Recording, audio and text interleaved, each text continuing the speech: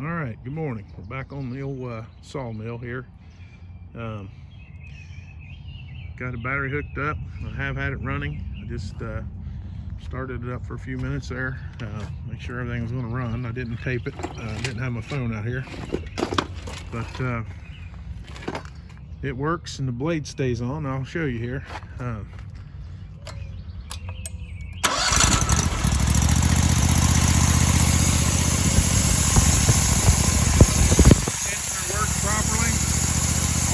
Blade does turn slowly whenever the blade's off. It is running. This blade, or this pulley here, has a front out of it. You can see it. Probably gonna have to order a new nib and pulley, whatever. It's out of this shaft again. See that bearing walking back and forth slightly? Might be a shaft. Stays on there right over the throttle.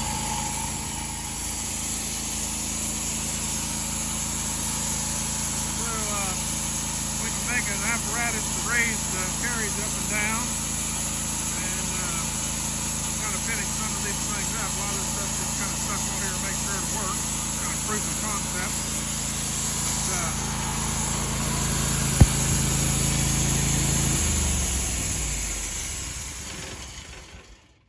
Does work, so or I should say it does run. I've not seen it cut wood yet. So anyway,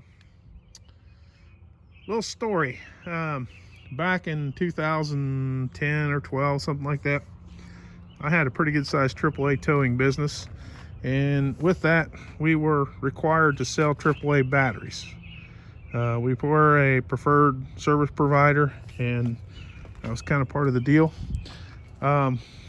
And when I was just about to get out of it, we had a meeting with some of the reps from Pittsburgh that said that the batteries were going to take a steep hike due to the EPA basically pricing the cost of business, doing business, out of control as far as lead smelters in the United States.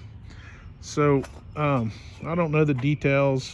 I don't remember the details, but I do remember that back then there were several lead smelters that had went out of business, and either the last one or the next to the last one was announced that they were going to go out of business.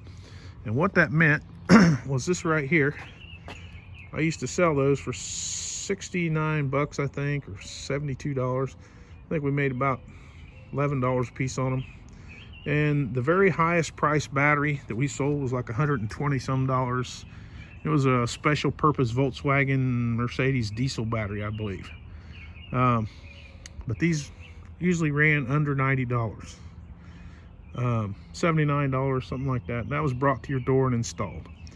But anyway, they were excellent batteries. They were Deca who made them, actually. I think it's Penn West or Penn East, whatever company makes them over in Pennsylvania. But anyway, the story I'm getting to is I just bought a new battery this morning. I'm going to leave this one on the sawmill, and I bought a new battery for my pickup. And a fairly inexpensive kind of dual, I always buy a dual terminal battery, kind of a universal battery when I can. But anyway, $141. That's not an unreasonable price. I mean, that's what they're going for. But and it's a good quality battery. It's not some box store piece of junk. It's come from a reputable auto parts dealer here in town. But anyway, what I'm getting at is that battery has, doubled almost. It has doubled in 10 years. So you can thank the EPA and the government for put in another kind of line of work or another industry pretty much out of the United States. I mean, I don't know how we're supposed to compete with these other countries, but I don't want to get too political on this channel. It's about mechanical things and junk mostly, but that just dawned on me today when I was paying for that battery that I knew this was coming, and here it is. you know, when you impose regulations on something to the point where it cannot be feasibly done, then the companies will just leave here. And you know, that's the reason anything that has to do with lead, whether it be bullets or batteries or whatever, went up sharply around 2012 or whatever. I mean, I don't know the dates, and if I was going to do a big documentary on it, I'd study it. But anyway, I know that happened, and that's one case of our government. Basically, I mean, it's like there's a certain system in our government that's trying to you know, destroy our economy. So anyway, I'll get off the soapbox, back to the sawmill. As you can see, a lot of things need cleaned up and tidied up, but we do have a running saw head, and you know, however good it'll cut, I don't know yet, but I might work on trying to get a hoist to raise the saw head up and down today. So thanks for watching, and if you can, like and subscribe, and we will bring you up to date if I get anything accomplished here. So again, thanks for watching.